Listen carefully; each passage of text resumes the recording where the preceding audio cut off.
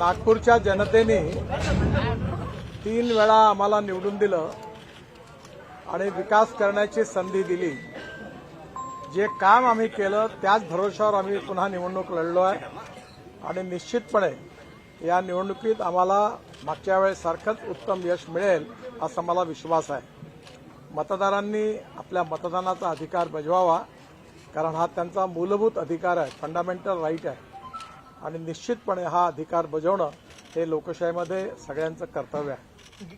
मी पुन्हा एकदा सगळ्यांना आवाहन करतो की त्यांनी जास्तीत जास्त संख्येने मतदान करावं। गेल्या निवडणुकीत बघितलं आपण तर मतदानाचा टक्का फारसा चांगला नसतो, गडचिरोलीपेक्षा वर्स्ट सिच्युएशन नागपूरची असते, काय सांगणार? नागपूरमध्ये एक गोष्ट खरी आहे की प्रत्येक निवडणुकीमध्ये विशेषतः मतदार याद्या आणि त्याच्यातला नावाचा गोंधळ हा दरवर्षी होतोय। ही थोडीशी चिंतेची बाब आहे, कारण अनेक लोकांचे एका परिवारातल्या, आता माझ्याच परिवारातलं 4-5 वोट इकडे एक दुसरीकडे टाकलाय, असं प्रत्येकाच्या घराघरात आहे। दुसरी गोष्ट, या मतदार याद्या या अजून चांगल्या प्रकारे व्यवस्थित करणं, जेणेकरून कोणीही मतदारापासून वंचित न राहणं याची काळजी जास्तीत जास्त घेतली पाहिजे आणि निश्चितपणे पुढल्यापासून ते निवडणूक आयोग घेईल असा मला विश्वास है।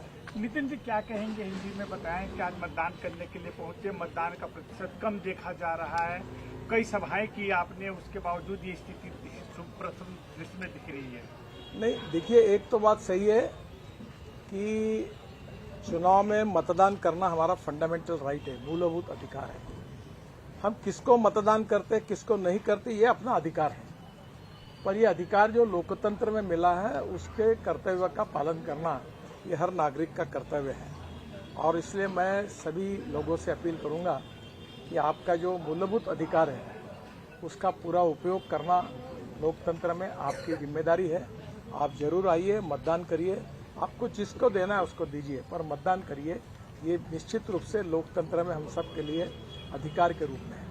नितिन जी, देर रात बीजेपी के उम्मीदवारों पे देर रात जानलेवा हमला हुआ, सिंघने जी के ऊपर हमला हुआ, क्या लग रहा है कितनी रंजिश एक दूसरे पे जानलेवा हमले की नौबत आ गई है? देखिए, मैं आज अभी सिंघने जी के घर पर ही जा रहा हूँ उनको देखने के लिए, पर ये जो घटना हुई ये बहुत ही दुर्भाग्यपूर्ण और निषेधार्ह है।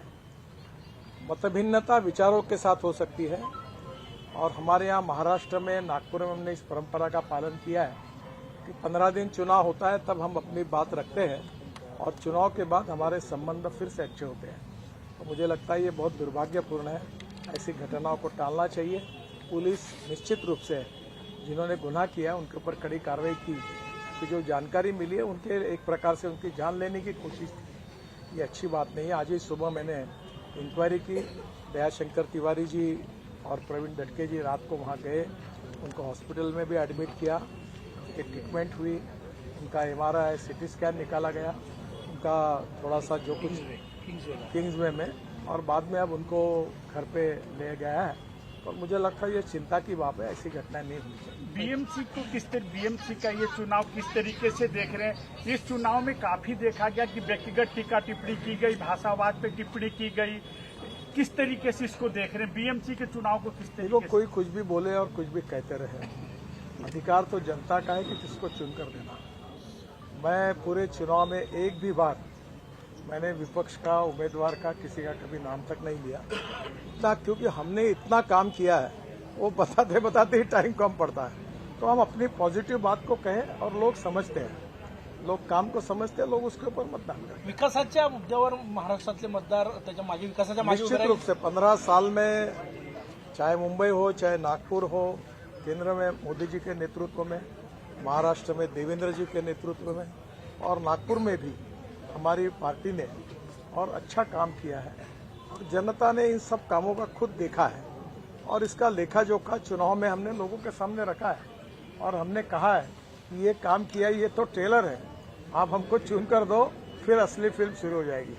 आपका आकलन क्या, 29 में से कितनी सीट लग रहा है मेयर बैठेंगे, कितनी जगह पर? रिकॉर्ड ब्रेक मार्जिन से हम लोग जीतेंगे, ये मेरा विश्वास। Thank you sir.